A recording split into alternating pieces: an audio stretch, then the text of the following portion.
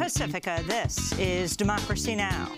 This hour, American and coalition forces are in the early stages of military operations to disarm Iraq, to free its people, and to defend the world from grave danger. It was 15 years ago today when the U.S. invaded Iraq.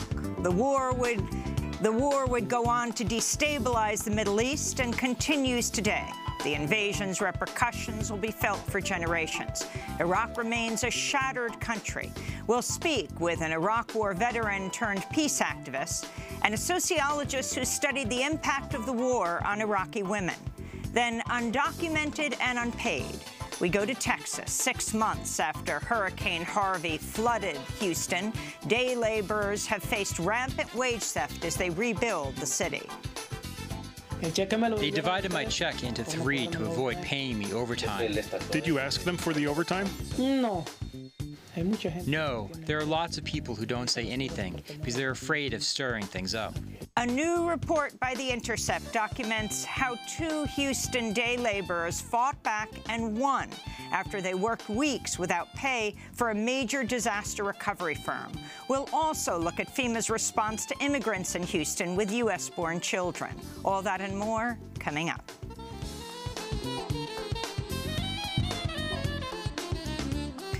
Welcome to Democracy Now!, democracynow.org, The War and Peace Report. I'm Amy Goodman. A Channel 4 News investigation in Britain has revealed executives from the company Cambridge Analytica boasting about entrapping politicians and launching fake news campaigns in order to sway elections around the world. The revelations come only days after it was revealed Cambridge Analytica harvested the data of more than 50 million Facebook users without their permission in efforts to sway voters to support President Donald Trump. Cambridge Analytica was founded by billionaire Robert Mercer and Trump's former advisor Steve Bannon of Breitbart News. On Monday, Channel 4 News broadcast videos it secretly recorded of Cambridge Analytica executives talking about entrapping politicians by sending women to seduce them or sending people posing as developers to propose a bribe. This is a clip of the Channel 4 News report in which the reporter went undercover posing as a potential client in order to reveal Cambridge Analytica's tactics. The video features Cambridge Analytica CEO Alexander Nix and executive Mark Turnbull, but it begins with narration. Prepared, it seems, to ruin their clients' opponents through handouts and honey traps. Send some girls around to the candidate's house.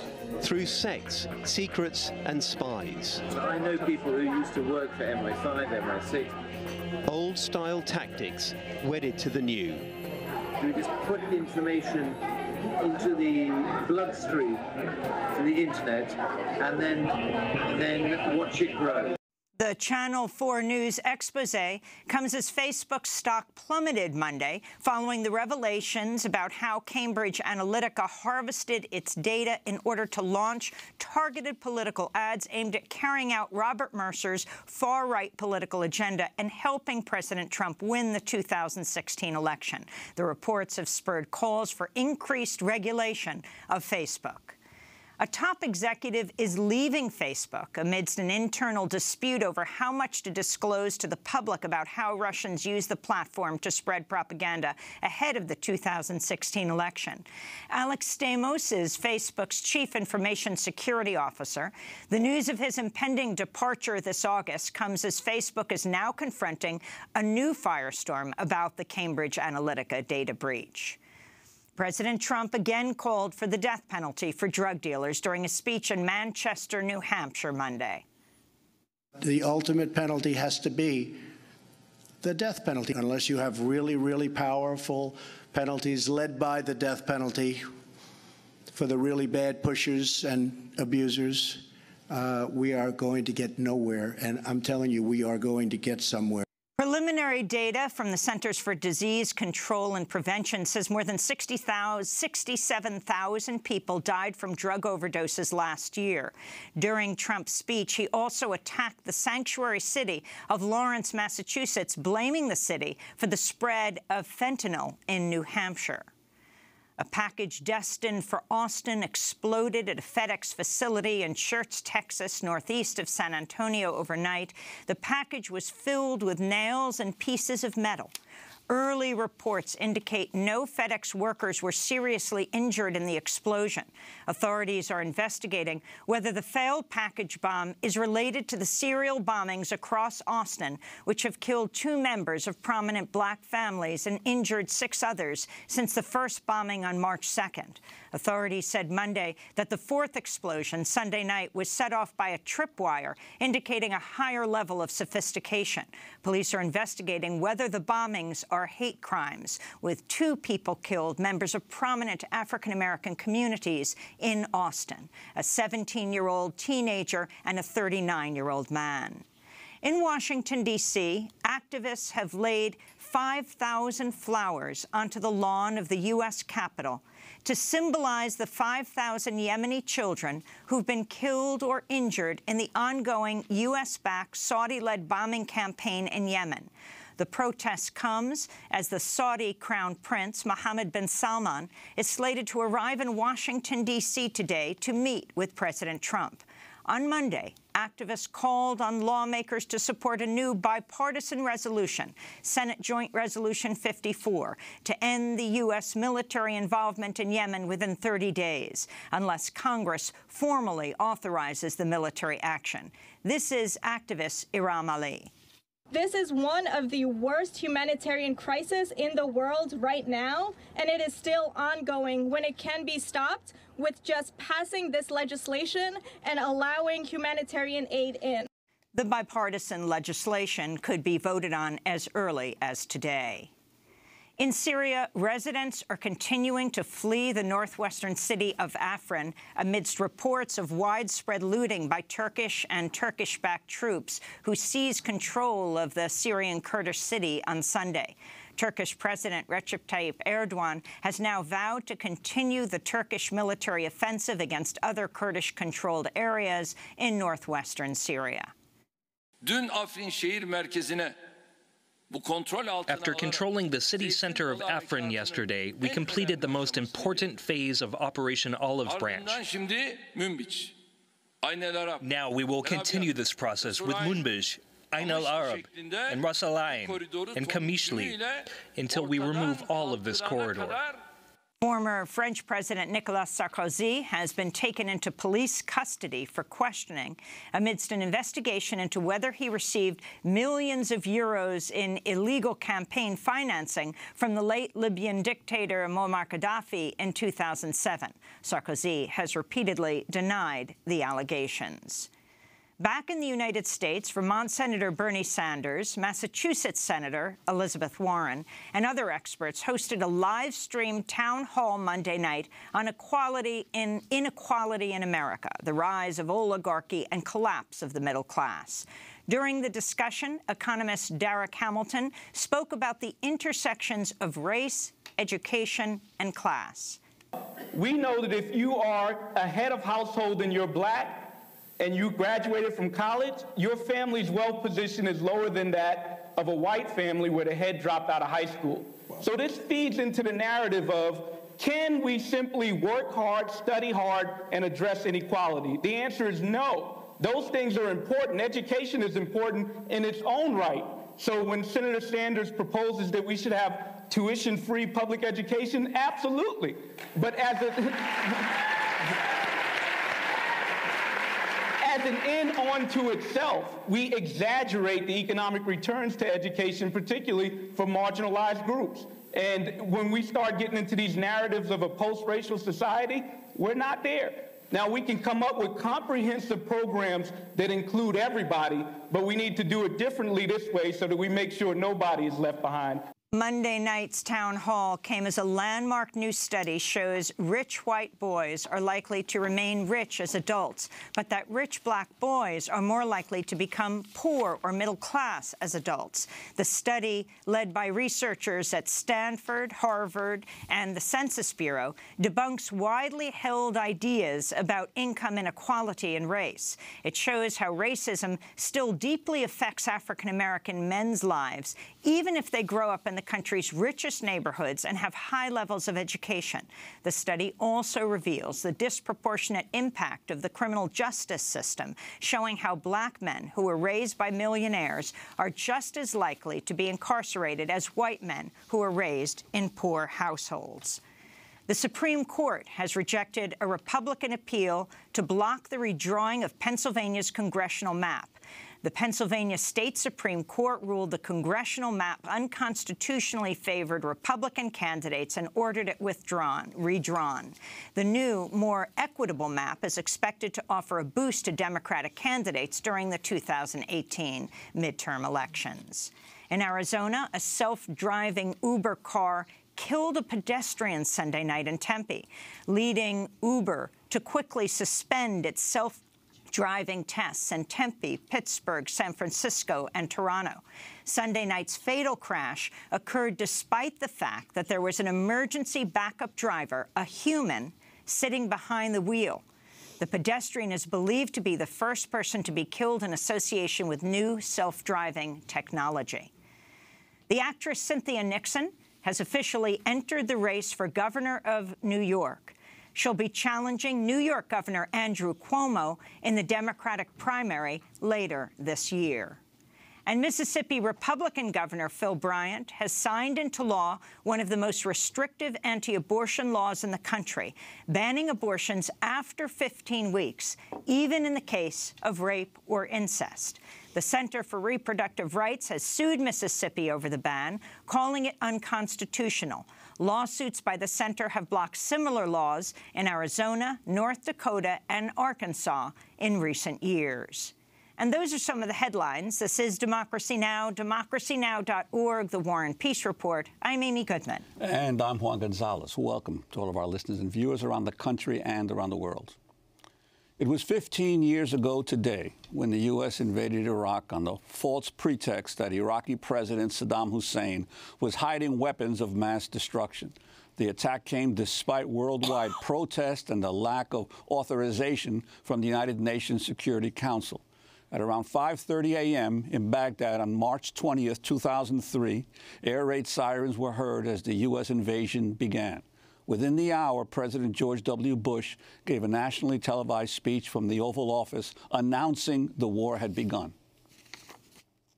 American and coalition forces are in the early stages of military operations to disarm Iraq, to free its people, and to defend the world from grave danger.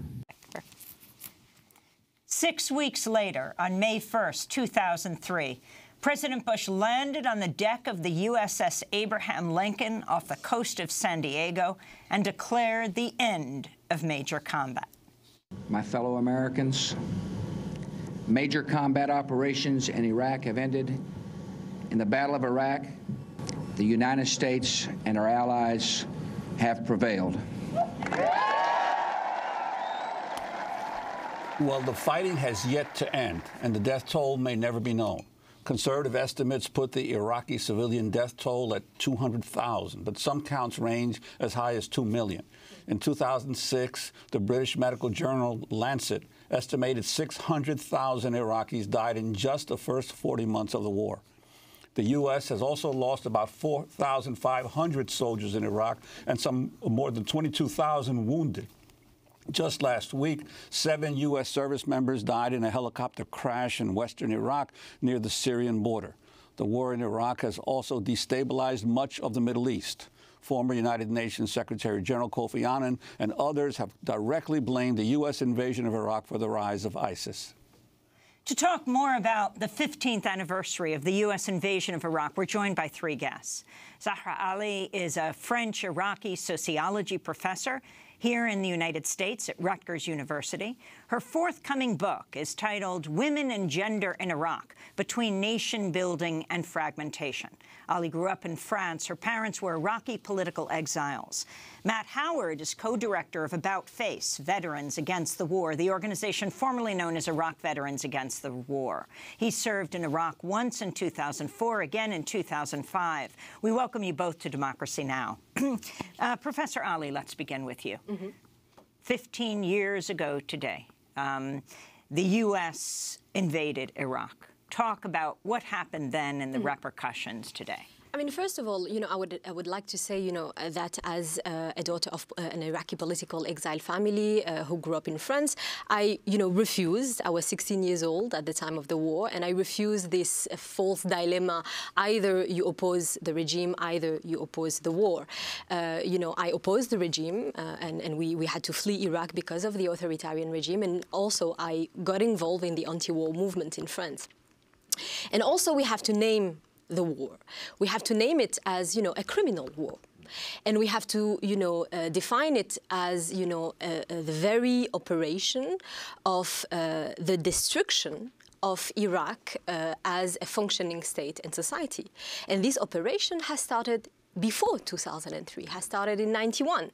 I mean, if we talk about U.S. interferences in the region, and in Iraq in particular, we can go back to the 60s. But at least for this specific operation, we have to talk about '91, the U.S.-led coalition bombing, or criminal bombing, devastating bombings of Iraq that were described as, surgical strikes, but that, targeted water and electricity supplies, bridge, schools, hospitals, and left the country in a humanitarian crisis. And then, after this terrible situation, the imposition of the UN sanctions, that were terrible for the Iraqi population, and that were, very much initiated and pushed by the US administration of the time. So a country that needed to be reconstructed was plunged into a deep humanitarian crisis that destroyed its middle class, weakened to an extreme level its state's institution and infrastructures. So we had, before the sanction, a free and strong education system, a good healthcare system, so a functioning state. And then, so this is the situation, that characterized Iraq in 2003 when the invasion happened. So the Iraqi society had already been brutalized by decades of wars and by the normalization of political violence, of course, the repression of all the different uprisings of the population in the north and in the south, and social, economic, and humanitarian crisis. And I want to say that, the US invasion exacerbated the situation, this crisis, to its extreme. First of all, in destroying what was left of the states, its institutions and services that provide basic human needs to the society, that makes a functioning society, so access to running water, electricity, a welfare state. And it was done through what was called the debassification campaign, so that disbanded the army and part of the administrative basis of the regime. And also, something that is very important and that we have to, remind ourselves to understand what is going on today, the rise of ISIS, etc., is that the US administration created a political system based on what I call in my research ethno-sectarian quota. In other words, is to say that the US administration has institutionalized racism in Iraq. So it has created a political regime that, relies on communal-based identity. So in Iraq, in 2003, since 2003, you are not just a political leader defined by your belief, your political belief. So as a communist, a nationalist, an Islamist, you are an Arab political leader, a Kurdish political leader, a Sunni, Shi'i, or Christian political leader. And this really is at the core of what, provoked the social, ethnic, and sectarian fragmentation and the sectarian war in the country. As well, we have to say that the U.S. administration brought to power a political elite that, had mainly lived in exile since, for example, for some of them, since the 80s, so very much disconnected with the realities on the ground. And even for those political exile who had some legitimacy, some political legitimities inside the country, I mean, they have lost this legitimacy because they have proved to be extremely sectarian, extremely conservative, and extremely corrupted as well. So, if we can, I'd like to bring in Sami Rassouli, who is the founder and director of the Muslim peacemaker teams in Iraq. He lives in the Iraqi city of Najaf, and he moved back to Iraq in 2004 after living abroad for nearly 30 years. He left Iraq in the late 1970s and eventually moved to the United States and settled down in Minneapolis. Welcome back to Democracy Now! Could you talk about your thoughts now, 15 years after President Bush declared mission accomplished, what the situation in Iraq is today? Thank you for having me for your wonderful show. Warm greetings from Iraq, and again, 15 years. 15 years and the immeasurable tragedy continues to unfold. So disaster's anniversary keeps slapping us on the face, asking whether we have learned anything from that tragedy. Well, George Bush was one of the worst presidents, but yet today some people think what we have currently is really bad, and George Bush, in comparison, better. So Iraq entered in a tunnel in 2003 with no light at the end, from the invasion to occupation to sectarianism, then terrorism, ISIS, and we should not forget about Iranian expansion in Iraq. Well, just recently, some partial solution the Kurds and Arabs reached. Otherwise, we've gone in another tunnel of conflict between the North and the South. We don't know. Iraq is right now going in a decrease of education level, healthcare quality, security, the worst in the world. Iraq is considered because borders are widely open. The Iraqi army is not yet capable to keep Iraq safe. There are many military bases have been built by the U.S. and is still building, increasing from, I believe, last year 7. Now we have about 12. So, unfortunately, Iraqi people are paying heavily price, but we're not going to continue to cry about what's going on. As a Muslim peacemaker team, been working since 2005 now in form of outreach and advocacy for peace and promoting the principles of peace building across the country between all factions, regardless whether they are Kurds, Arabs, Sunni, Shia, Muslims, or Christians. Right now, we're hosting 2 Americans from New Jersey, Mr. Missler, and from Wisconsin, Ms. Strubble, who are helping in a project that MPT, Muslim Peacemaker Team, started last October by inviting Americans to meet Iraqis, and the project is called English for Reconciliation. I started the school, as I said, about 6 months ago, trying to bring from so-called infidels from the West to meet so-called terrorists in the East, in Iraq mainly, according to the American mainstream media, to meet around on a round table, break the bread together, see in the eyes, and they find out nothing of that nonsense is true.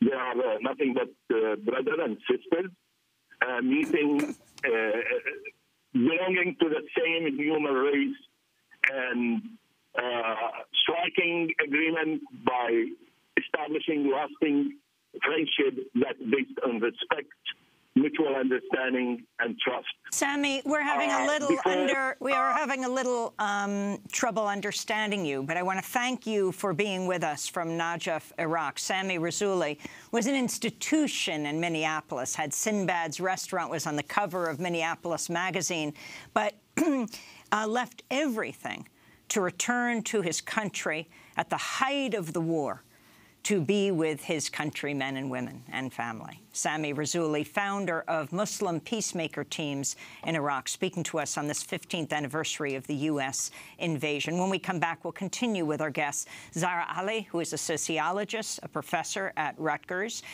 and Matt Howard of About Face, Veterans Against the War, served in Iraq in 2004 and 2005. Stay with us.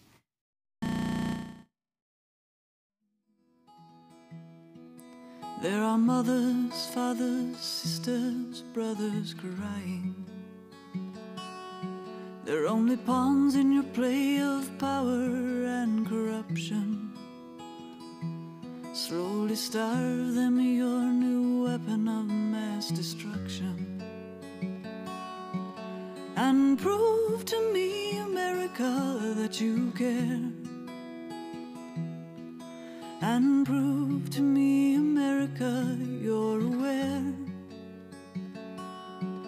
Who's dying for your freedom in this land? Who pays the cost for the liberties you demand?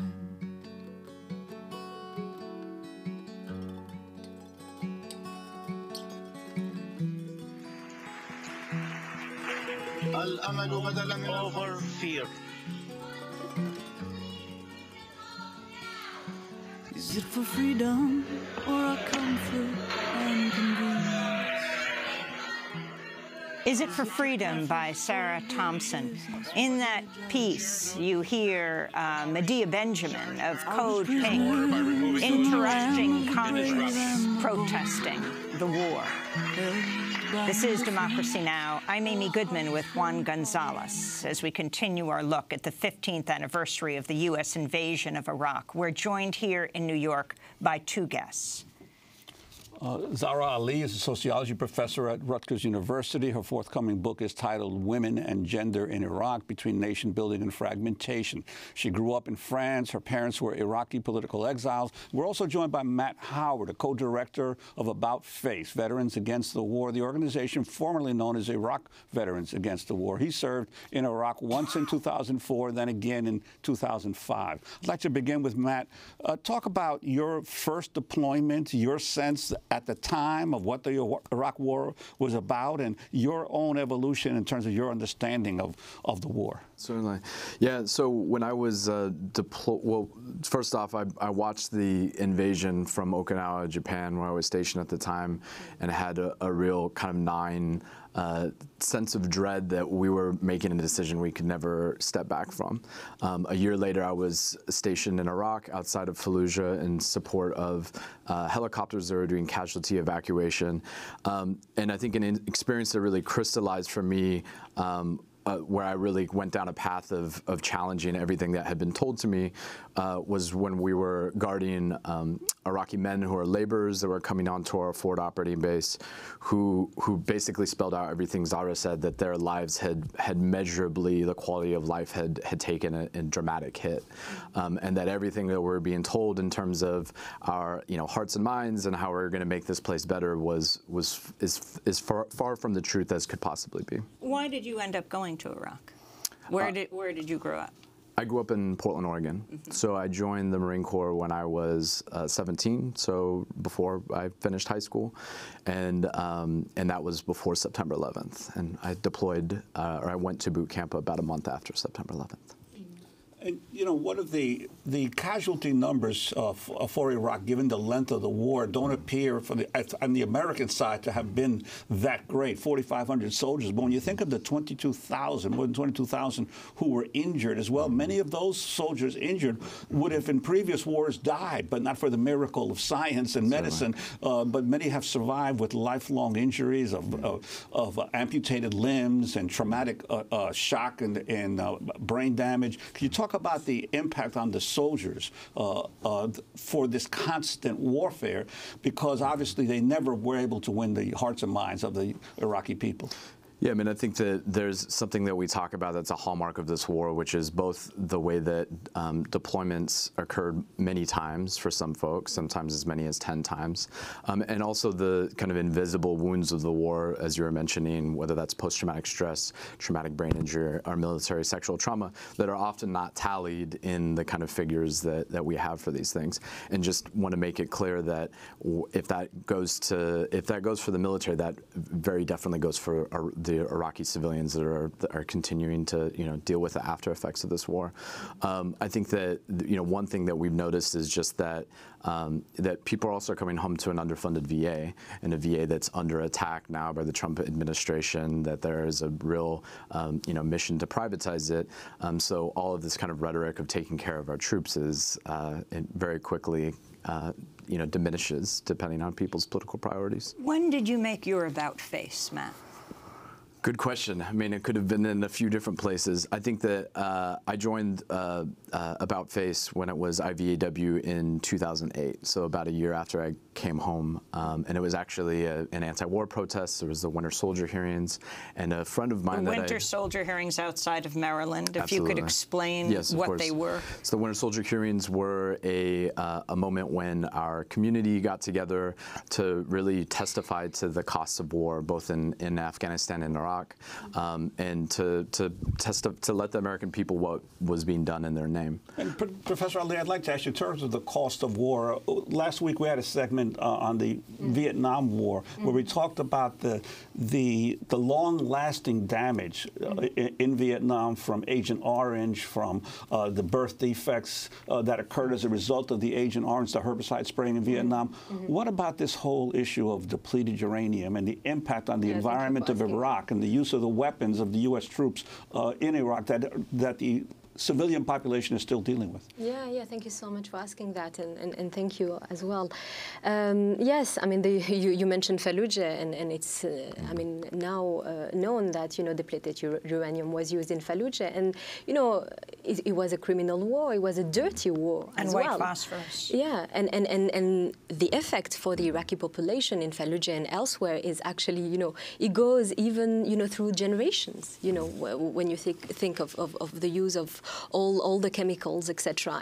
And we are still, I mean, perhaps, U.S. soldiers can go back to their country, but, we are still in the middle of the war. We live, the war. And I don't know any Iraqi household, including my household, that hasn't been directly affected by a form of violence, that hasn't, witnessed a car explosion, that hasn't, lost a member of their family. I mean, it's the current reality. And now when you think about, the invasion of ISIS and the very, militarization, of the society and the militarization of the public spaces. So, for example, if you take Baghdad, the capital of Iraq, I mean, we have to have this image in mind when we talk about it, is the capital is divided, fragmented by checkpoints and concrete T-walls, that divide the neighborhood according to sectarian, religious, ethnic belongings. So even, and I talk about it when I talk about women and human rights in general, in my research in Iraq, when you want to circulate in Baghdad, you have to, every kilometer, pass through an armed male soldier, a checkpoint. So even the population of Baghdad, 65% of the population of Baghdad itself, has been, displaced either in Baghdad or in Iraq or outside Iraq. Professor Ali, you write in your Washington Post piece about a proposed constitutional amendment which would have a massive effect on women. Yeah, so it's not a constitutional amendment because actually the Article 41 is in the Constitution. So what happened is that since 2003, I mean, there have been several attempts made by sectarian, conservative Islamist parties that came, to power with the U.S. Army to question along sectarian lines, the very basis of women's legal rights, expressed and enacted in, what is called the Personal Status Code, so the family law, that gathers all laws and legislations related to marriage, divorce, inheritance, custody, so most of women's legal rights. So this Personal Status Code was adopted at the end of the 50s in 1959 in Iraq, and it's very important to recall that it's really the produce of the political culture of the time that was dominated by the anti-imperialist left. The Iraqi personal status code at the time was one of the most progressive personal status code in the region, right? And it was structured by two things. The participation of women's rights activists in its drafting, somebody like Naziha Delaimi, the first Iraqi and Arab women's minister, you know, participated to its drafting. And the second dimension that is very important to understand what is going on now is that it still gathers a Sunni and Shi'i like Muslim jurisprudence. So it has a unifying, you know, dimension. And this is I think, the political legacy that is being questioned since 2003. So we had it with the Decree 137, then now we have it in the Article 41. But thanks to feminists, you know, women's rights, civil society mobilization, the Article 41 is still not implemented. But still, under the name of this article, we had so many, you know, law propositions made by conservative, sectarian Islamist parties that are in power since 2003. The Ja'fari law, for example, in 2014, and just a few months ago. Ja'fari law is? The Ja'fari law is a proposition that would allow the existence of a family law based on the Ja'fari madhab, so school of law. And among the things that are problematic and that represent, you know, a regressive thing for women's rights is that it allows very informal forms of unions in which women do not have legal protection. It can, if ever, you know, implemented, allow lower the age of marriage as early as 9 years old for girls. So this is the kind of things, you know, this is the kind of questioning of women's legal rights that is made. But I also want to make a point here is that we tend to approach women's rights in a very, I think, simplistic manner, or as if it was a very abstract thing, just as democracy, it's a value or whatever. No, it is very concrete stuff when we talk about democracy or the right to vote. If you think of the right to vote, that is of course essential for women and all citizens. You also have to have the structural context that allow people to go to the voting site without being scared of being shot or kidnapped, right? And you have for women to have, you know, a functioning state institution, childcare, healthcare, education, access to the job market, and as well, you know, when we talk about the post-2003 situation, although the militarization had already started under the regime with the different wars in the 80s, but now we have really reached an extreme. So militarization really defines, you know, gender norms and relations, you know, towards a masculinist ways of defining, you know, malehood, and that idea that, you know, women need protection and men are the protector, you know, of women. And these are very important dimensions to keep in mind. I wanted to turn to Matt to ask you about the many people, as we've mentioned, have blamed, especially in the latter period of this U.S. Intervention in Iraq, the rise of ISIS as a direct result of the U.S. invasion, and especially of the attempt of the initial administrators of Iraq, the coalition, in terms of rooting out all of the Ba'athist leaders throughout the entire governmental structure, removing them from civil service, dismantling the military, and basically destroying the existing institutions of Iraq. Right. I'm wondering what your thoughts about that. Yeah, I mean, I think that... And what you saw directly. Yeah. Sure. I mean, I was there in 2004 and 2005, and obviously the rise and emergence of ISIS is significantly further down the line. But I think that it's pretty clear that you know, all blame that can be laid to is that the U.S. government and U.S. militaries really can be laid into its lap around the emergence of ISIS. And, you know, part of that is just that for this pure simple fact that the leadership met each other in coalition prison-run facilities. They had essentially cut their teeth during the occupation of Iraq. Were fighting U.S. forces, occupiers there, and that, you know, and were politicized and found themselves obviously in positions in Syria and other places. I think that if anything, it points to the U.S.'s role in destabilizing the region, in the after effects that we're seeing right now, throughout, you throughout the Middle East and Central Asia. I wanted to turn to Tony Blair, right? October 2015, the former British Prime Minister speaking to Fareed Zakaria on CNN, saying there were, quote, elements of truth to the claim that removing Saddam Hussein played a part in the creation of ISIS. You can't say that those of us who removed Saddam in 2003 bear no responsibility for the situation in 2015. But it's important also to realize, one, that the Arab Spring, which began in 2011, would also have had its impact on Iraq today. And two, ISIS actually came to prominence from a base in Syria and not in Iraq. And to the other world leader responsible for the U.S. invasion, that was former President George W. Bush. In 2010, in his first major interview since leaving the presidency, Bush spoke to NBC's Matt Lauer, before he was fired, about the Iraq War. So by the time you gave the order to start military operations in Iraq, did you personally have any doubt, any shred of doubt about that intelligence? No, I didn't. I really didn't. Not everybody thought you should go to war, though. There were dissenters. Of course there were. Did you filter them out? I was a dissenting voice. I didn't want to use force.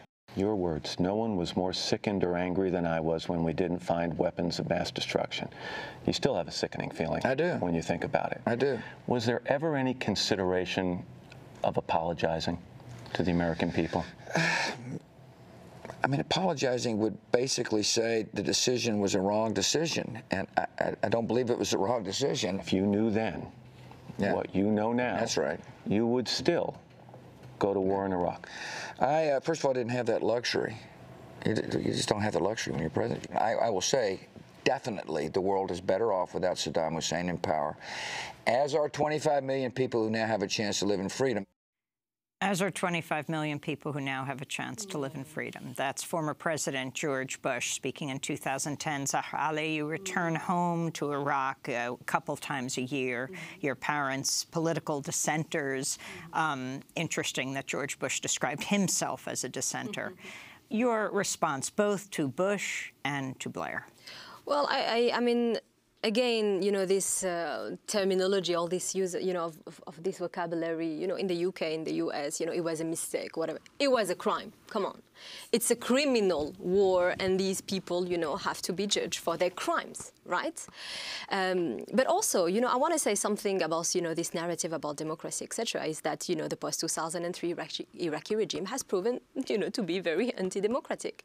And when we think of the context of the invasion of ISIS and, what happened around it, we have also to talk about the fact that in Iraq, despite the very terrible situation, we do have very strong social movements. We do have, citizens, more recently, since 2015, we have like a very strong grassroots popular movements that, question the very legitimacy of the post-2003 regime, women's rights activists, involved, in that movement. But the situation is that, in a way that is kind of comparable to here, is that this war on terror narrative is really, used to justify any kind of, repression, any kind of silencing of, radical political activism in the country, right? Well, we want to thank you both for being with us. Matt Howard of About Face, Veterans Against the War, and also Zahra Ali, who is a sociology professor at Rutgers, a French-Iraqi woman who is writing a book right now on Iraqi women, her forthcoming book. And feminist activists, Women and Gender in Iraq, Between Nation Building and Fragmentation. Zahra Ali grew up in France, her parents Iraqi political exiles. This is Democracy Now! When we come back, what has happened to the undocumented workers who are rebuilding Houston, undocumented and unpaid? Our own Democracy Now!'s Renee Feltz will bring us a report. Stay with us. Take that waving flag off of your door. Don't act like you understand what we've been fighting for. Take that fake concern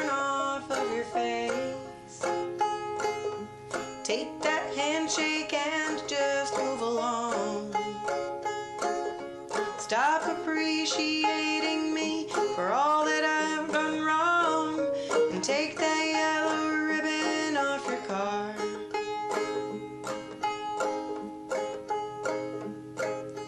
You think that I went to liberate,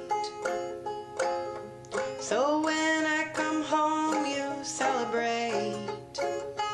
But you can't bring back the dead by throwing a parade. You tell me I made my nation proud.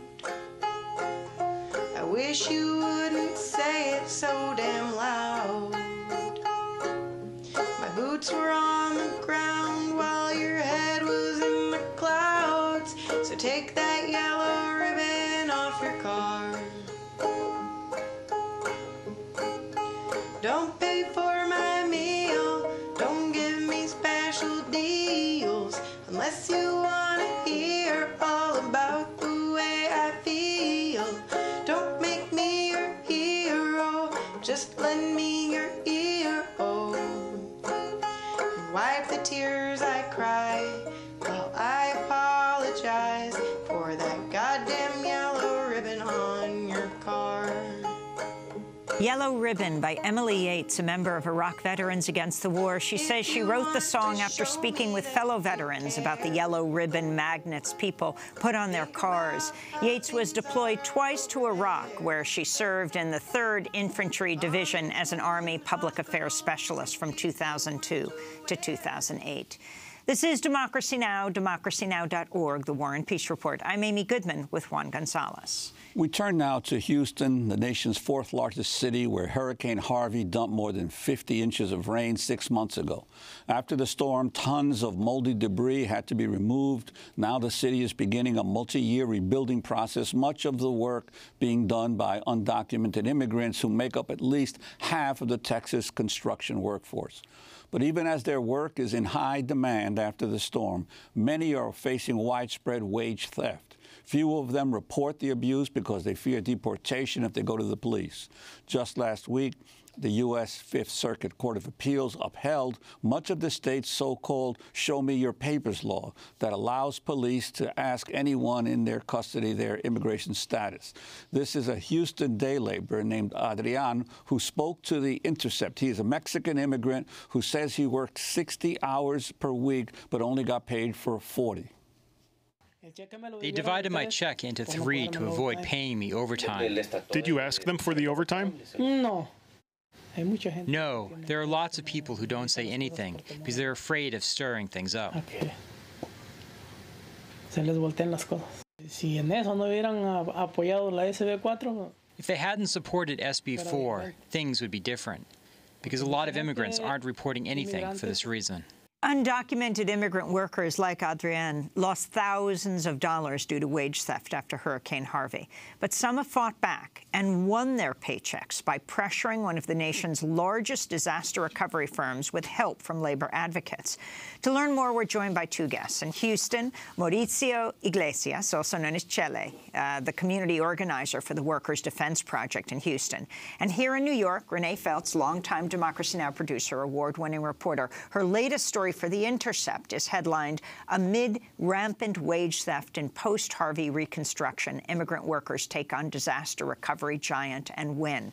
Last November, she reported on how immigrant day laborers confront a perfect storm of exploitation and Hurricane Harvey cleanup. We welcome you both to Democracy Now! Renee, you're just recently back from Houston. Describe what you found. Thanks so much, Amy and Juan. I was curious to find out about the conditions for people who are rebuilding Houston. 50 inches of rain fell on the city. First, a lot of the buildings had to be mucked out, as they called it, cleaned out, the mud, the debris, the mold. Then they had to be rebuilt, and that process is going to take a long time. So I wanted to see who's rebuilding, and it's mostly undocumented immigrant laborers. And what I found to be especially interesting is that their labor is in high demand. We just described a situation in Houston. We also know that there were storms in Florida, Puerto Rico, the fires in California, a lot of reconstruction to be done. And yet these workers who jobs were everywhere, were often not getting paid for the work that they did. And part of the reason for that, as we mentioned in the introduction, is because Texas has what they call a sort of show me your papers law. When people go to police, they might be afraid that police can ask them about their immigration status.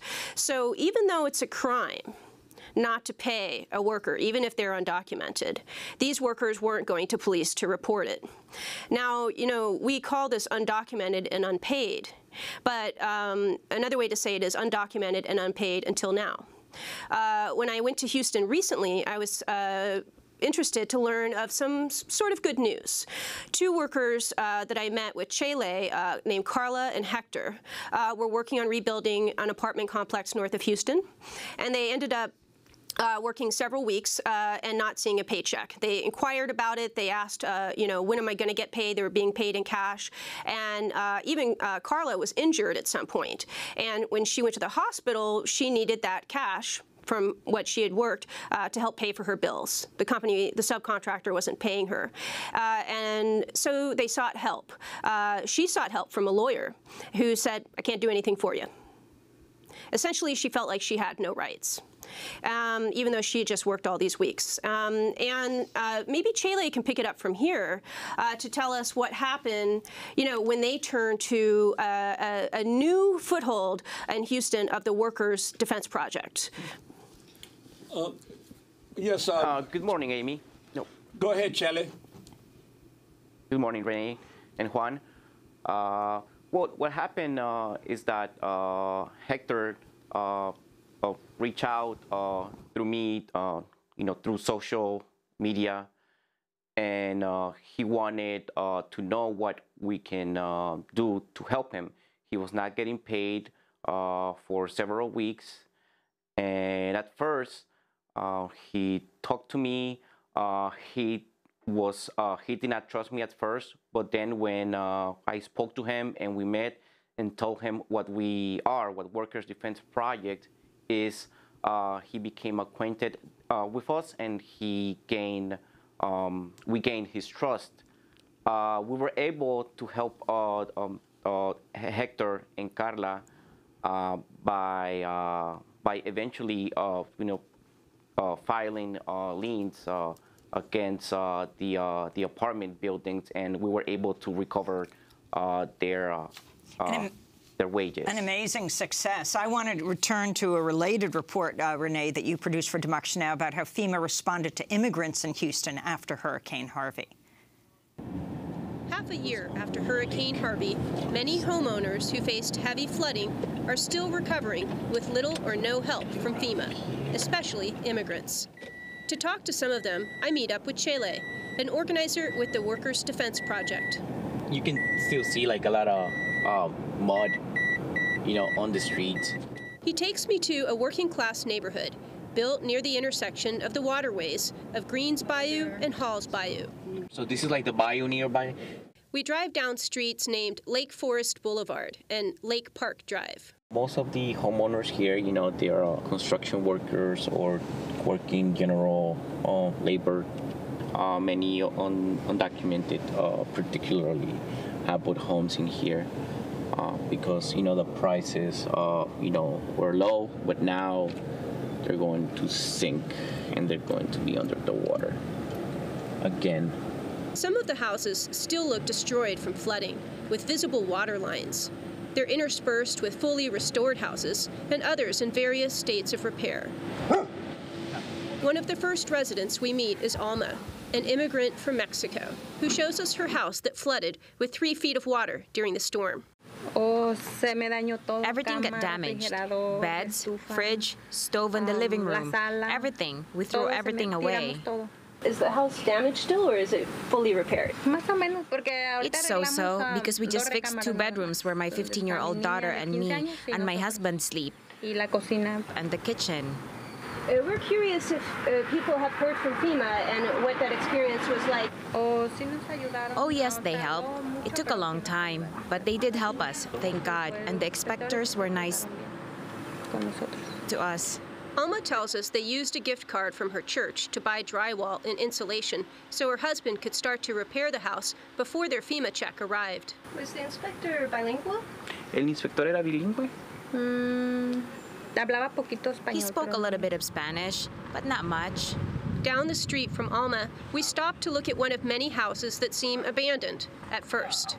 I remember this home. It was missing part of the front wall. Now it looks like it's covered by wood, and there's a new door. I looked inside, and there's no walls. There's just the 2x4s. It looks like there are things like someone is living there. According to FEMA, they are saying that these homes are habitable. You know, the way they look, they don't look habitable to me or to any human being. Across the street, we meet a man named Ricardo, a Mexican immigrant who's unloading construction material from his van into his house, which flooded with more than a foot of water during Hurricane Harvey. I ask him what was damaged. Prácticamente todo. Tuve que remover practically everything. I had to remove 4 feet of sheetrock from the floor. Can you tell us what happened when FEMA came? Really, they never came. Really, I only spoke with them once on the phone, and they asked me for my Social Security and said there was no help for those who don't have a Social Security. Can he describe the impact of not having FEMA help? Para mí es lo mismo. He says that for him, it feels like it will be the same because there are other people who are much worse than him and have gotten aid, and they're still, you know, not fully recovered, and they're, you know, at a worse state. But when he's been hurt, you know, economically, ¿cómo económico? ¿Cómo es sus ahorros? Pues mis ahorros. Okay. Prácticamente. So yeah, so his savings, you know, he spent many of his savings away in recovering. Y haciendo yo mismo el trabajo. And doing the work himself. After we leave Ricardo, we go around the corner to meet Jocelyn Ramos, an immigrant from El Salvador who moved back into her house not long after it suffered heavy flooding from Harvey. She lives there with her husband, 2 relatives, and her children, 8-year-old son Gerardo and 3-year-old daughter Madeline, who has special needs. Jocelyn says FEMA later helped pay for a hotel room, but the family had to move back into the house before it was repaired. We then came back to the house the way it was. My children kept getting sick a lot because my baby girl suffers from asthma and her lungs don't work properly. My 8-year-old son also has asthma. I had to bring them to the doctor very often. He even gave me a letter so I can take it to FEMA because he said that our house was not livable. I spoke with FEMA and they told me that they could not pay for the hotel because my house was indeed livable. Did the FEMA inspector come to the house? El inspector de FEMA vino a la casa. Yes, he did come to inspect, but he took only from 5 to 10 minutes. He was only here a few minutes. He was American and did not speak Spanish. So he came and only checked the front of the house. He didn't go to the bedrooms or the bathrooms. He didn't go anywhere. When Jocelyn shows us the progress she and her husband have made so far, each room in her house looks about half ready to live in. Many windows are still being installed, including in the bedroom her children share. I ask her if she plans to keep living here, and she answers, Sí, claro que sí. Yes, of course. I need to keep working to make money and keep going because we came here from our countries that are not as good as here to find a better future here.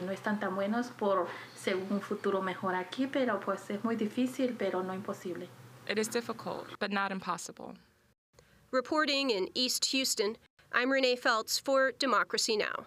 And Renee, finally, we have just 20 seconds, but FEMA's response to these immigrant homeowners, a number of them with U.S.-born children. Well, these U.S.-born children are living in horrible conditions in some of the homes. It still smelled like mold when I went there. The mold is going away, but in many cases, there's no windows installed in their bedroom yet. These are, I wanted to distinguish, compared to other post-storm situations, these are longtime residents. Some of them have lived 5, 10, 20 years in Houston. They have U.S. citizens, so it's something that FEMA needs to address. Well, we want to thank you for that excellent report. Renee Feltz, Democracy Now! Producer and reporter. And thanks to Chile Iglesias. I'm Amy Goodman with Juan Gonzalez. Thanks so much for joining us.